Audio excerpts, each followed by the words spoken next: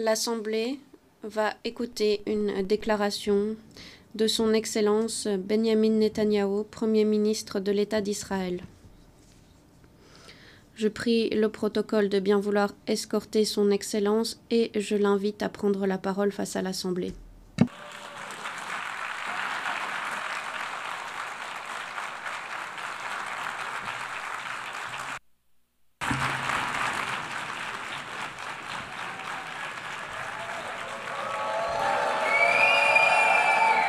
Please, order in the hall. Silence dans la salle, s'il vous plaît. Order in the hall. Silence dans la salle.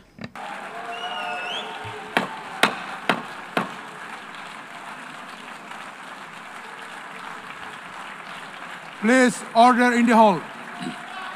Silence dans la salle.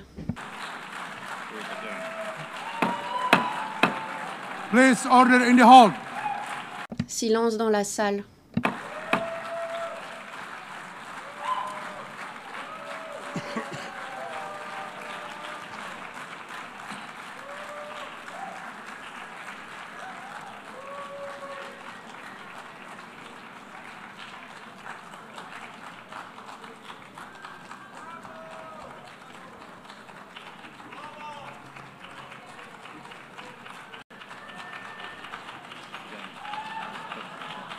Please, order in the hall. Silence dans la salle. Veuillez prendre place.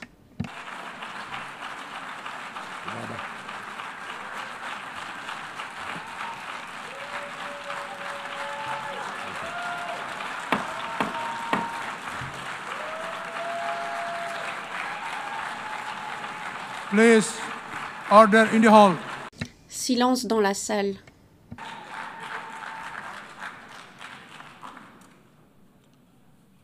Mr. President. Monsieur le Président, les familles de nos chers otages qui dépérissent dans les geôles de Gaza, mesdames et messieurs, l'année dernière, je me trouvais à cette tribune et je vous montrais cette carte. Cette carte qui représente la malédiction des terroristes de l'Iran, l'axe du terrorisme qui menace la paix du monde tout entier, qui menace la stabilité de notre région, qui menace l'existence même de mon pays, Israël. L'Iran était en train de développer très rapidement un programme massif d'armes nucléaires, un programme de missiles balistiques de grande envergure qui visait non seulement à détruire Israël, mais aussi à menacer les États-Unis, à prendre en otage des nations partout, à les faire chanter. Yahya Sinwar, depuis Gaza, a lancé des vagues de terroristes du Hamas qui ont pénétré Israël le 7 octobre, qui ont commis des actes d'une sauvagerie indicible. Depuis le Liban, Hassan Nasrallah avait tiré des milliers de missiles, de roquettes vers nos villes, terrorisant nos citoyens. En Syrie, le dictateur sanguinaire d'Assad avait resserré l'étau de la mort autour de notre cou. Au Yémen, les houthistes lançaient des missiles balistiques vers Israël, tout en étouffant les échanges commerciaux en mer Rouge. Que s'est-il passé au cours de cette année? Nous avons fracassé les houthistes, pas plus tard qu'hier. Nous avons réprimé la machine terroriste de Hamas. Nous avons décimé la plupart des dirigeants du Hezbollah, détruit l'essentiel de son arsenal. N'oubliez pas les beepers de l'année dernière. Croyez-moi, le Hezbollah a bien reçu le message.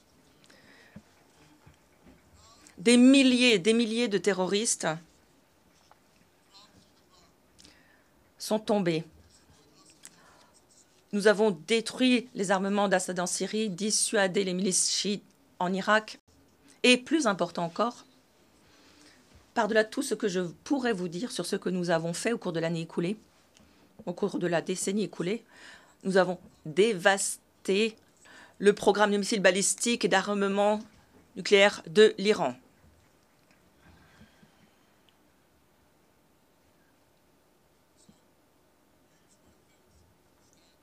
Voilà où nous en sommes aujourd'hui.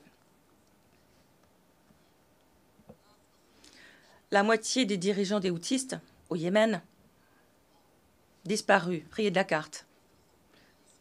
Yahya Noir à Gaza, rayé de la carte. Hassan Nasrallah au Liban, rayé de la carte. Le régime d'Assad en Syrie, terminé. Les milices en Irak, leurs dirigeants, s'ils tentaient d'attaquer Israël, disparaîtraient de la même manière. Pour ce qui est des chefs militaires iraniens et leurs scientifiques nucléaires, eux aussi ont été rayés de la carte.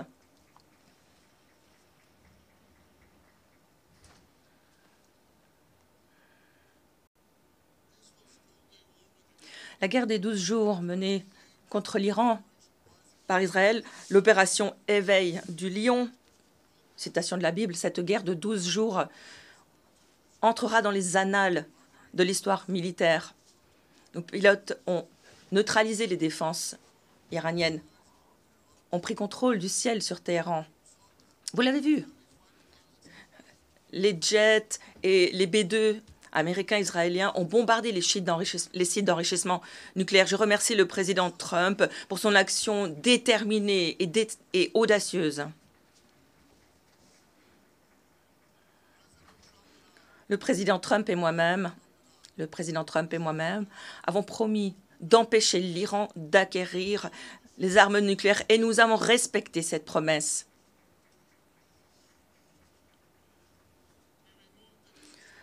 Nous avons écarté cette menace existentielle qui pesait sur Israël, une menace qui pesait sur le monde civilisé. Nous avons écarté ce nuage de ténèbres qui aurait pu coûter la vie à des milliers de personnes. Mais, mesdames et messieurs, nous devons demeurer vigilants. Nous devons rester très au clair et vigilants. Ne permettons pas que l'Iran reconstitue ses capacités nucléaires, les stocks iraniens d'uranium enrichi. Ces stocks doivent être éliminés. Et demain, les sanctions du Conseil de sécurité sur l'Iran doivent être rétablies.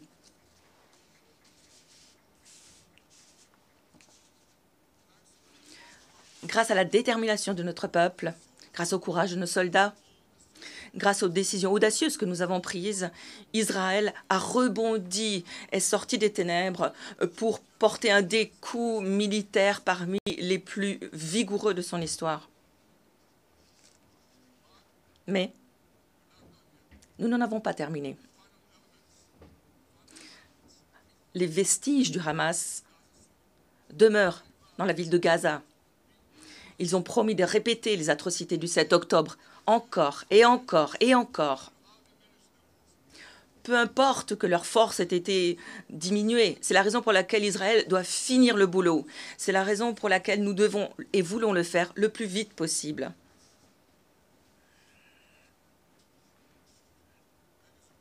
Mesdames et messieurs,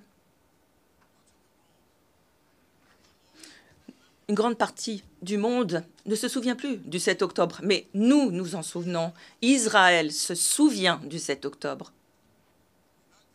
Ce jour-là, bon, vous vous souviendrez vous aussi du 7 octobre, non?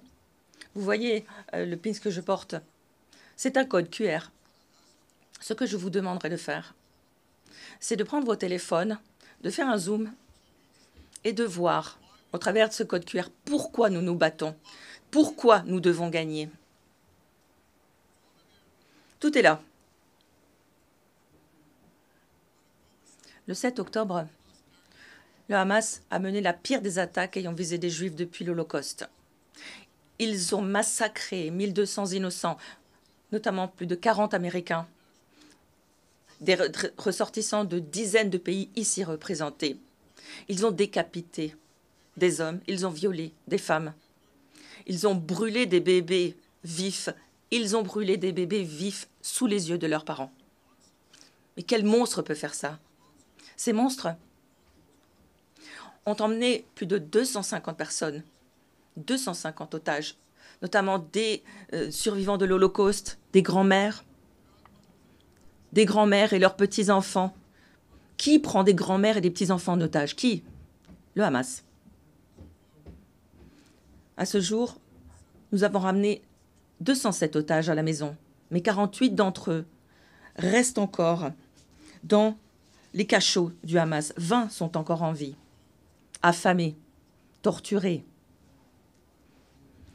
privés de la lumière du jour, privés de toute humanité. Voilà les noms des 20 otages encore en vie. Matan Angrest, Gali Enzo Bergman, des frères, Elkanat Bourpout, Humbaslavski, Nimud Cohen, Ariel et David Cugnot, autres frères, Gaiget Baudalal, Eriatal David. Vous avez vu sa photo, émacié, contraint de creuser sa propre tombe. Maxime Urkin, Eitan Hon, Serge Galfon, Bar Kuppelstein, Omri Miran, Eitan Moore, Youssef Chaim Ohana, Alon Ochel, Avinatan Om et Matan Sengarkel. Mesdames et messieurs, j'aimerais faire quelque chose que je n'ai jamais fait. J'aimerais ici m'adresser directement à ces otages, au travers de porte-voix. J'ai entouré Gaza de porte-voix reliés à ce micro, dans l'espoir que nos otages entendent mon message. Je vais commencer par le prononcer en hébreu puis en anglais. אחינו הגיבורים, מדבר ראש הממשלה בנימין נתניהו. אני פונה עליכם מעל בימת האו"ם. לא שכחנו אתכם, אפילו לא לשנייה. העם כולו איתכם, ואנחנו לא נשקוט ולא נרפה עד שנחזיר את כולכם הביתה, החיים והחללים כאחד.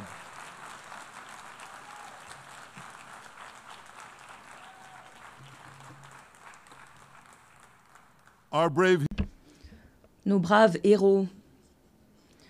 C'est le Premier ministre Netanyahou qui s'adresse à vous en direct depuis l'ONU. Nous ne vous oublions pas une seconde. Le peuple d'Israël est avec vous. Nous ne faillerons pas, nous ne baisserons pas les bras tant que vous ne serez pas tous rentrés à la maison.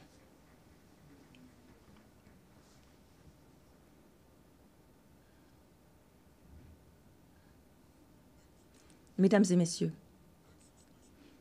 grâce aux efforts consentis par les services de renseignement israéliens, mes paroles sont aussi diffusées par téléphone portable à Gaza, au reste des dirigeants du Hamas, aux geôliers de nos otages. J'aimerais dire déposez les armes, laissez nos concitoyens partir, libérez les otages jusqu'au dernier, les 48, libérez les otages maintenant.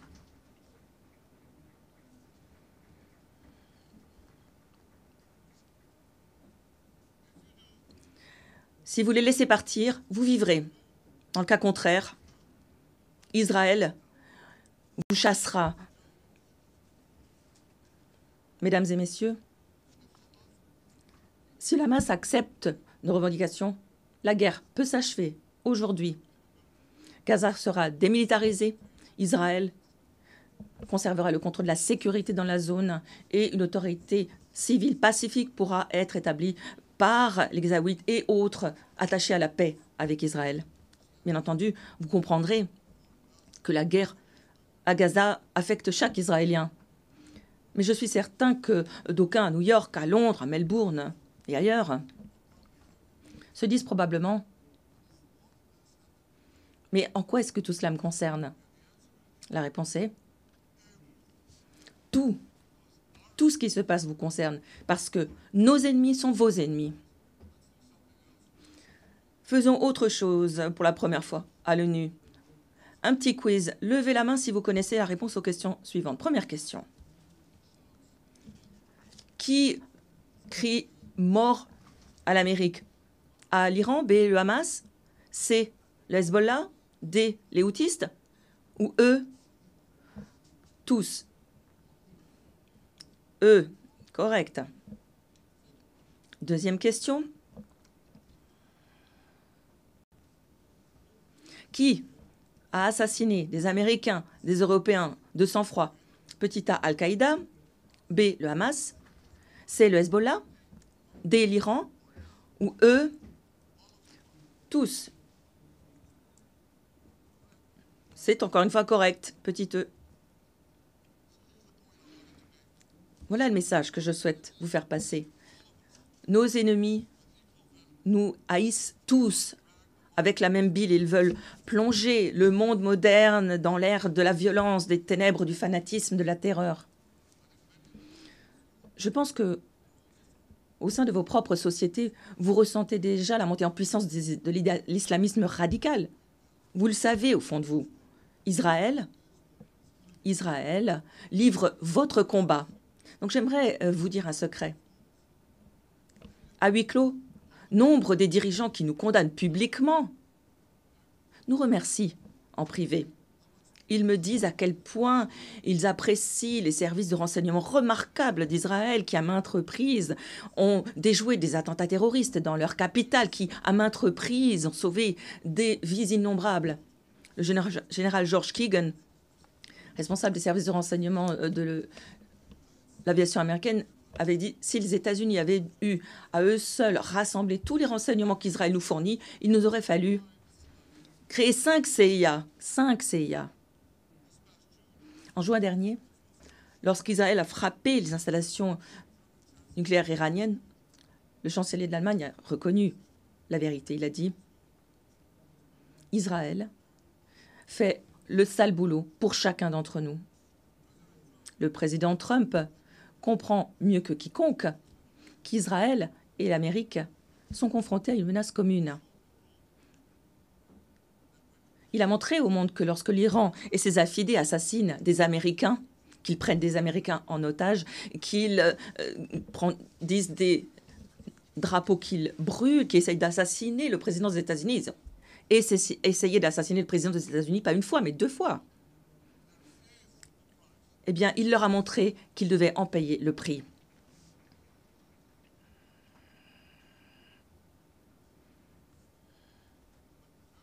Malheureusement, nombre de dirigeants représentés dans cette salle envoient un message très différent. Bien entendu, juste après le 7 octobre, nombre d'entre eux ont soutenu Israël. Mais ce soutien s'est rapidement évaporé lorsqu'Israël a fait ce que toute nation qui se respecte aurait fait dans le sillage d'une attaque aussi sauvage. Nous avons combattu. Imaginez un instant une attaque contre l'Amérique, comme l'attaque qui a visé Israël le 7 octobre. Imaginez qu'un régime terroriste envoie des milliers de terroristes envahir les États-Unis, qu'ils massacrent 40 000 Américains, qu'ils prennent 10 000 Américains en otage. D'après vous, qu'aurait fait l'Amérique? Pensez-vous qu'ils auraient laissé le régime en place? Non, pas possible, impossible.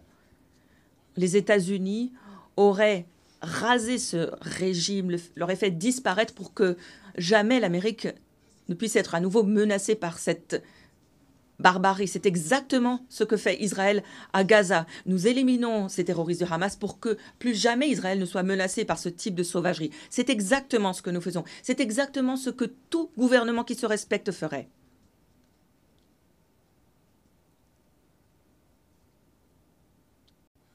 Et pourtant, je suis désolée de le dire, et pourtant, au fil du temps, nombre de dirigeants de ce monde ont reculé, pliés sous la pression des médias, des islamistes radicaux et des foules antisémites. Il est un dicton qui dit « Lorsque les choses se corsent, C'est là que les gens se révèlent. Ici, lorsque les choses se sont corsées, eh bien, vous avez plié.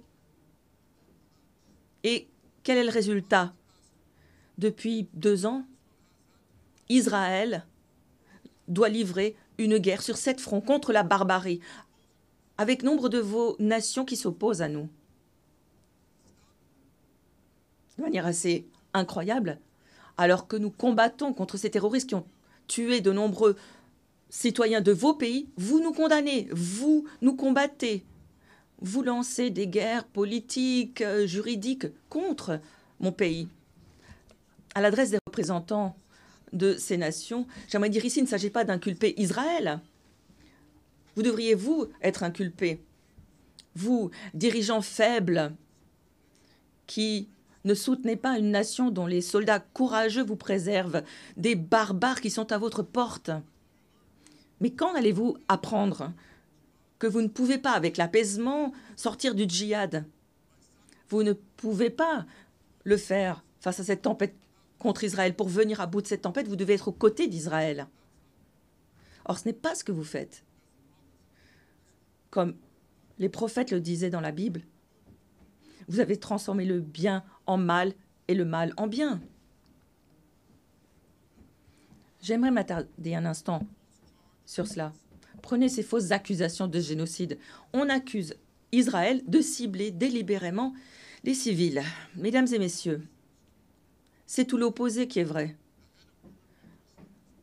Les responsables des études des guerres urbaines, le colonel Johnson, qui est peut-être l'expert le plus éminent en matière de guerre urbaine, a dit « Israël prend davantage de mesures pour minimiser le nombre de victimes parmi les civils que toute autre armée de l'histoire. » Et c'est précisément parce que nous procédons ainsi que le ratio des victimes combattants non combattants est inférieur à 2 pour 1 à Gaza. Un ratio remarquablement faible, plus faible que celui de l'OTAN en Afghanistan et ailleurs, surtout si l'on songe au fait que Gaza est la zone la plus densément peuplée sur Terre. Des centaines de milliers de tunnels de terreur ont été creusés, et puis vous avez aussi des immeubles, des milliers de terroristes se cachent dans ces tunnels, dans ces immeubles, dans les zones de civils. Si vous voulez savoir quelles sont les mesures prises par Israël pour éviter les victimes civiles, prenez ce que nous faisons maintenant, actuellement, dans la ville de Gaza, le dernier bastion du Hamas. Depuis 3 semaines, Israël largue des petits messages papier, lance des textos, des appels, poussant les civils à quitter la ville de Gaza avant que l'armée n'arrive. Dans le même temps, le Hamas se cache dans les mosquées, les écoles, les hôpitaux, des immeubles d'habitation, essayant de contraindre les civils à ne pas quitter, à rester là où ils sont en danger. Bien souvent, ils les menacent de leurs armes s'ils essaient de partir. Pour Israël, chaque victime civile est une tragédie. Pour le Hamas, c'est une stratégie. Le Hamas utilise les civils comme bouclier humain pour mener sa guerre de propagande malade contre Israël, une guerre de propagande que les médias occidentaux propagent.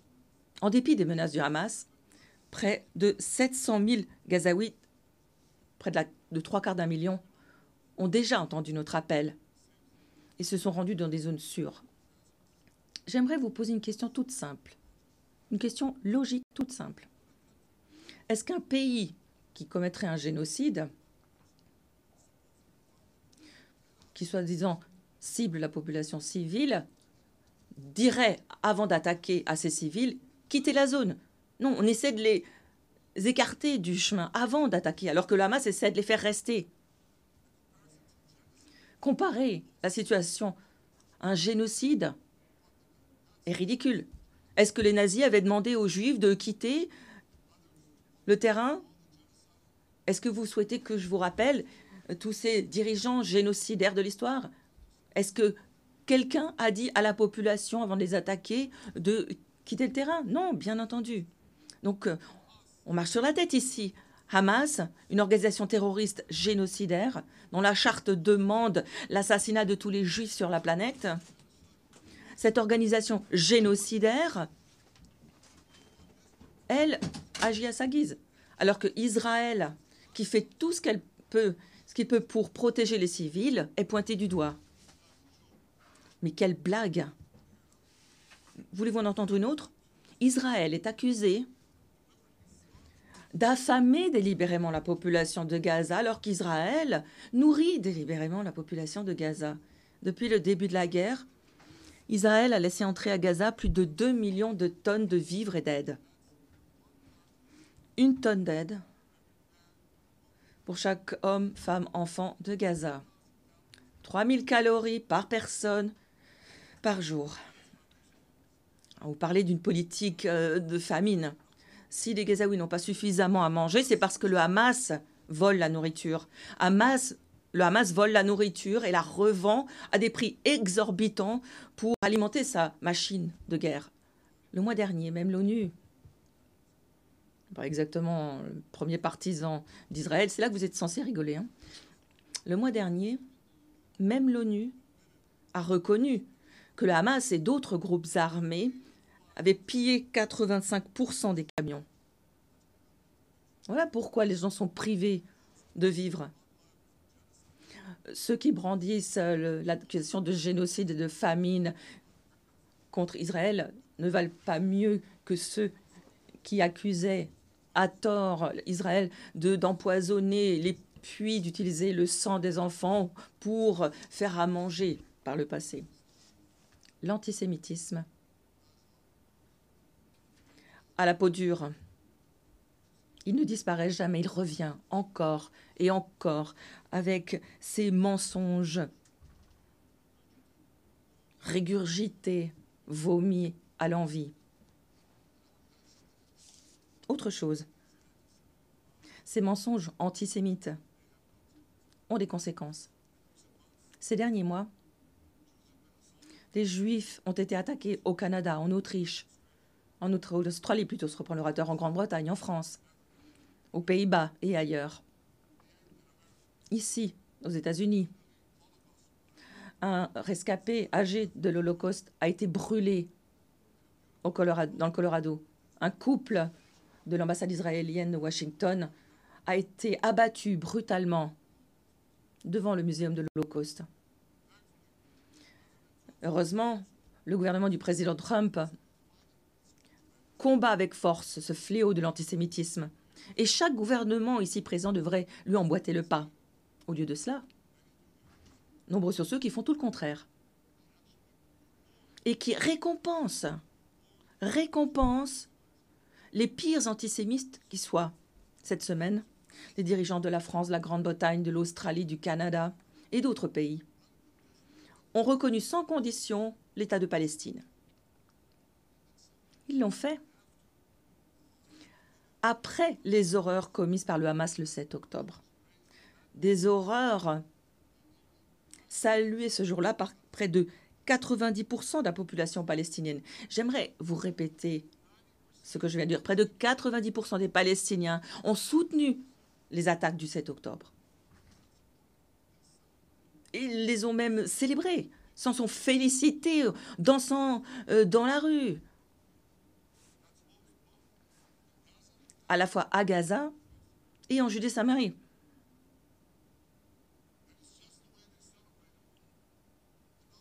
Ils ont aussi célébré d'autres horreurs, celle du 9 septembre. Est-ce qu'ils ont dansé, chanté, lancé des bonbons aux enfants? Vous savez quel est le message qu'envoient les dirigeants qui ont reconnu l'État de Palestine? Le message est clair. Assassiner des Juifs fonctionne et paye. Eh bien, j'ai un message à l'adresse de ces dirigeants. Lorsque les terroristes les plus sauvages qui soient saluent vos décisions, vous n'avez pas fait quelque chose de juste, vous avez fait quelque chose de mal, de terriblement mal.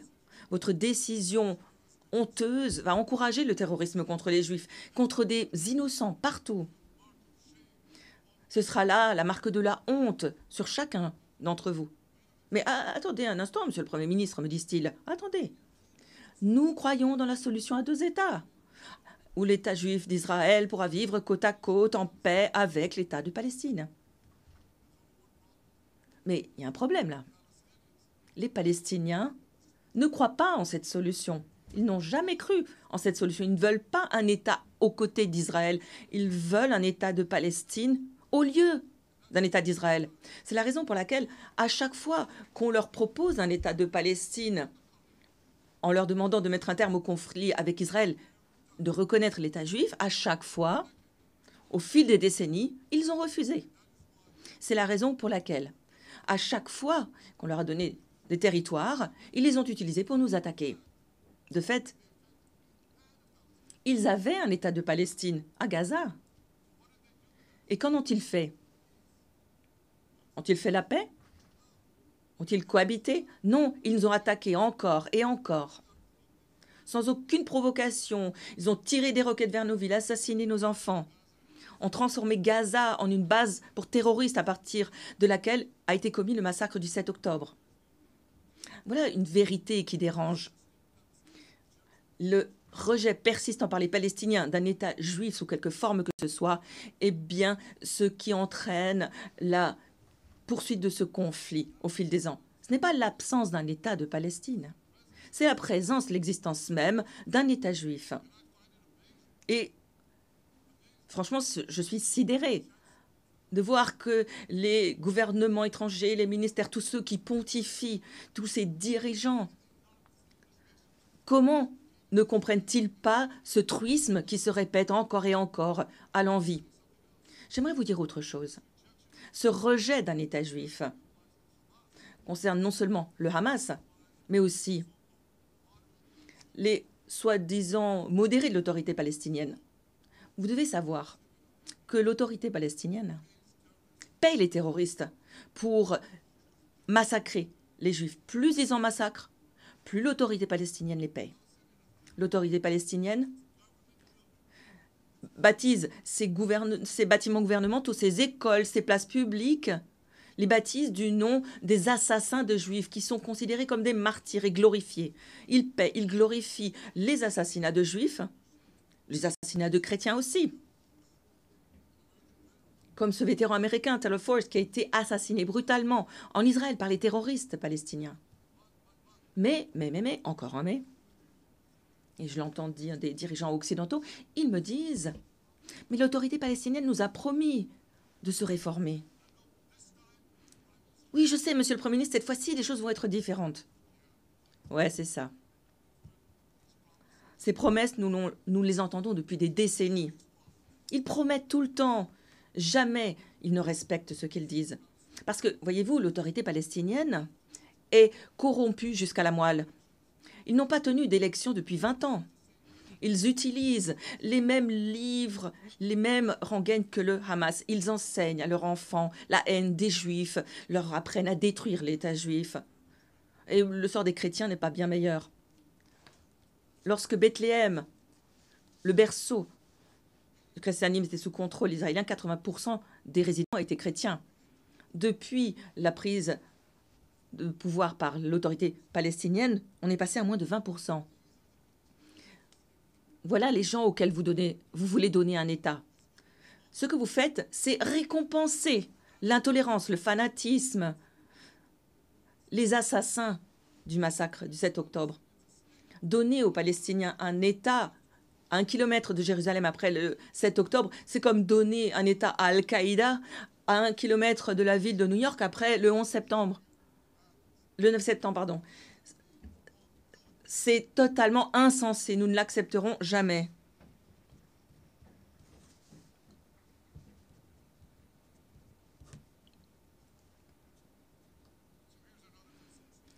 J'aimerais envoyer un autre message aux dirigeants occidentaux. Israël ne vous permettra pas de nous forcer à avaler un État terroriste. Nous ne commettrons pas de suicide national parce que vous n'avez pas le courage de confronter des médias hostiles et ces masses antisémites qui exigent le sang d'Israël. J'aimerais aussi que vous compreniez autre chose, une vérité biaisée dans les médias. Et je le dis non pas seulement en mon nom propre, au nom de mon gouvernement, mais au nom de l'ensemble de la population d'Israël. L'année dernière, un vote a eu lieu à la Knesset, notre Parlement, pour savoir s'il fallait ou non s'opposer à l'imposition d'un État palestinien. Savez-vous quels ont été les résultats? Sur 120 membres de notre Parlement, 99 ont voté contre et 9 pour. Plus de 90%. Ce n'est pas un groupe minime, ce n'est pas le Premier ministre uniquement qui serait extrémiste ou pris en otage. Des extrémistes de droite, plus de 90% des Israéliens sont d'accord. Mon opposition à un État palestinien n'est pas simplement le fruit de ma politique ou de la politique de mon gouvernement, c'est le fruit de notre politique d'État, de ce que veut le peuple israélien.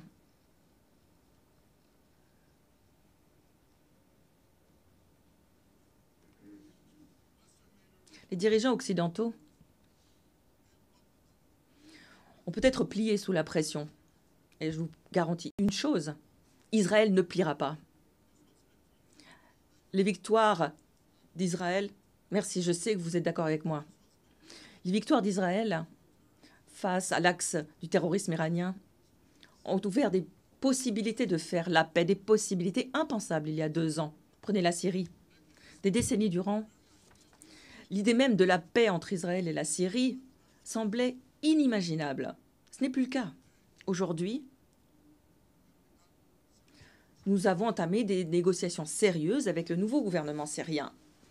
Je pense qu'un accord pourra être conclu qui respecte la souveraineté de la Syrie et protège la sécurité d'Israël et la sécurité des minorités de la région, y compris les Juifs.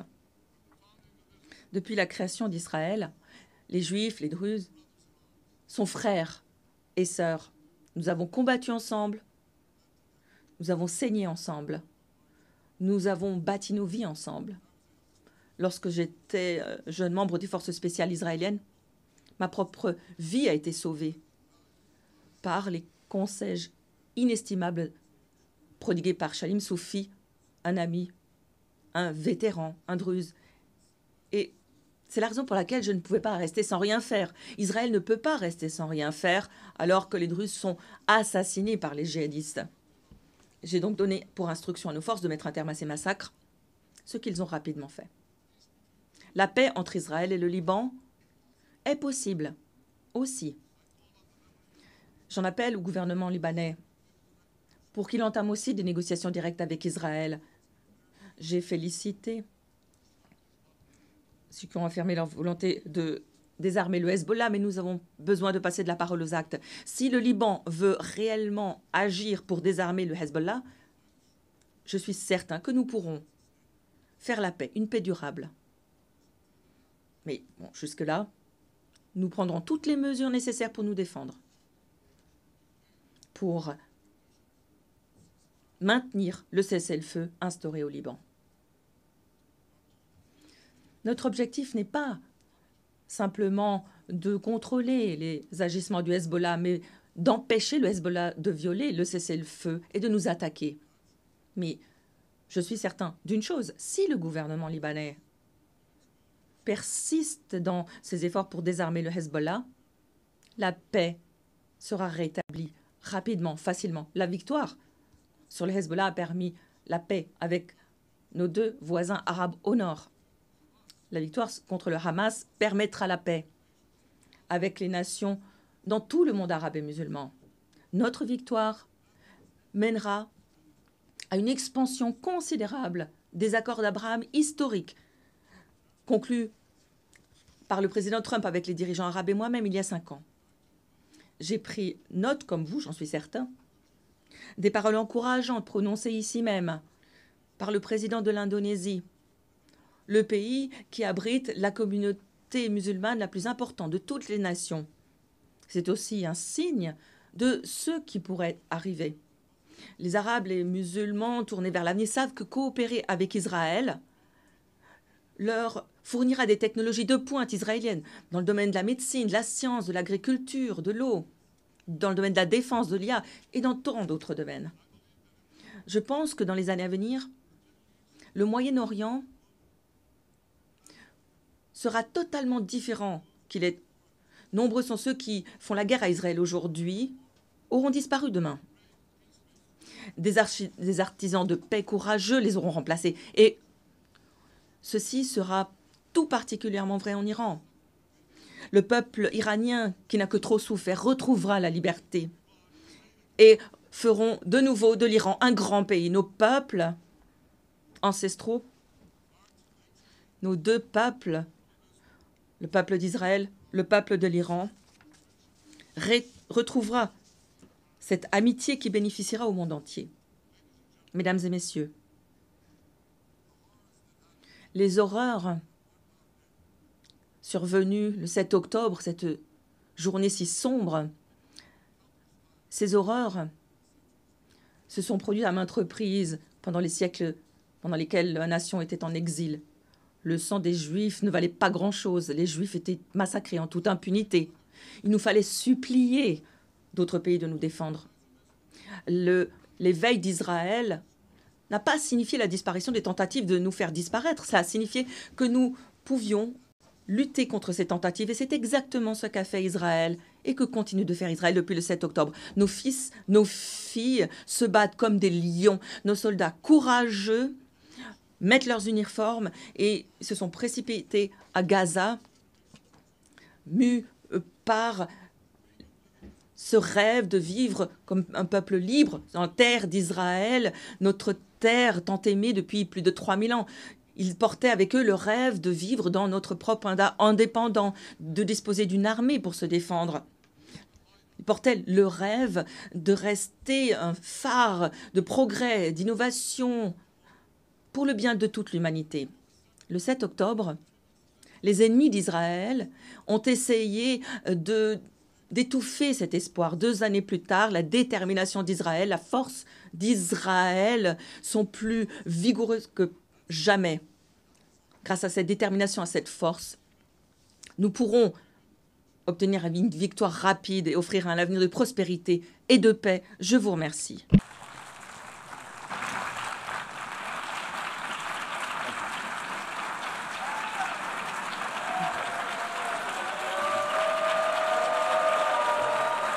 On behalf of the Assembly, Au nom de l'Assemblée, je remercie le Premier ministre de l'État d'Israël.